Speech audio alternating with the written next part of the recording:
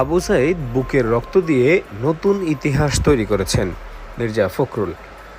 ছাত্র জনতার গণ অভ্যুত্থানে ক্ষমতাচ্যুত প্রধানমন্ত্রী শেখ হাসিনা ভারতে পালিয়ে গিয়ে চুপ করে বসে নেই, এ অভিযোগ করেছেন বিএনপির মহাসচিব মির্জা ফখরুল ইসলাম আলমগীর।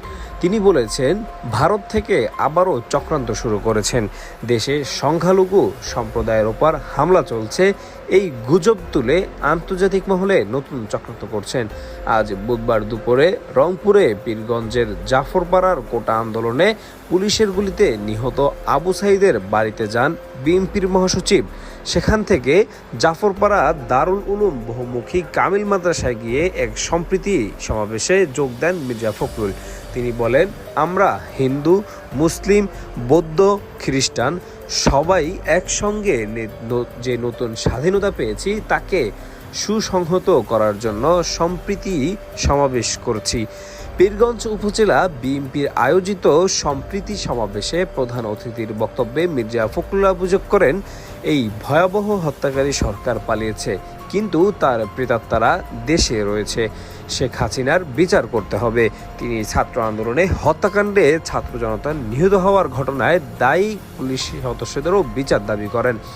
আবু সাঈদ তার বুকের রক্ত দিয়ে বাংলাদেশের নতুন ইতিহাস তৈরি করেছেন বলে মন্তব্য করেন মির্জা ফখরুল ইসলাম আলমগীর। তিনি বলেছেন, আবু সাঈদের কারণে লাখ লাখ মানুষ জেগে উঠেছেন, সেই ভয়ে শেখ হাসিনা ভারতে পালিয়েছেন। এর আগে বেলা 1:30টার দিকে মির্জা ফখরুল ইসলাম আলমগীর আবু সাঈদের বাড়িতে আসেন। সেখানে তিনি বিএনপির স্থায়ী নেতা কর্মীদের নিয়ে আবু সাঈদের কবর জিয়ারত শেষে সাঈদের পরিবারের সদস্যদের সঙ্গে দেখা করেন। মির্জা ফখরুল ইসলাম আলমগীর বলেন, এবং তার সঙ্গে বিএনপির নেতারা, রংপুর যে সাংগঠনিক সম্পাদক তারাও উপস্থিত ছিল।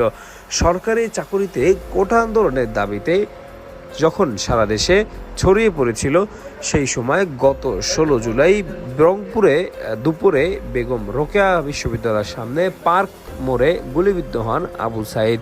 22 বছর বয়সী আবু সাঈদ বেগম রোকেয়া বিশ্ববিদ্যালয়ের ইংরেজি বিভাগের 12তম ব্যাচের শিক্ষার্থী ছিলেন।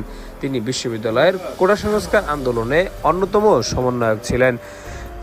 বিশ্ববিদ্যালয়ের সামনে নিরস্ত্র আবু সাঈদের পুলিশের গুলিতে হওয়ার ভিডিও ছড়িয়ে পড়লে সারা দেশে ব্যাপক প্রতিক্রিয়া দেখা যায়।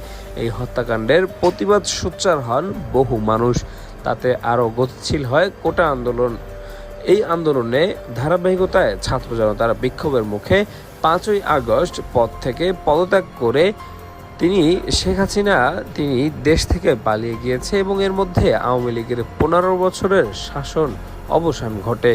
দর্শক, আজকের যারা নিয়মিত আপডেট যারা দেখেছেন এবং যারা নিয়মিত আপডেট নিউজ পেতে চান তারা অবশ্যই চ্যানেলটি সাবস্ক্রাইব করে পাশে থাকা বেল আইকনটি বাজিয়ে দিবেন। পরবর্তী কোনো ভিডিও দেখা হচ্ছে। ভালো থাকবেন, সুস্থ থাকবেন। আল্লাহ হাফেজ। আসসালামু আলাইকুম।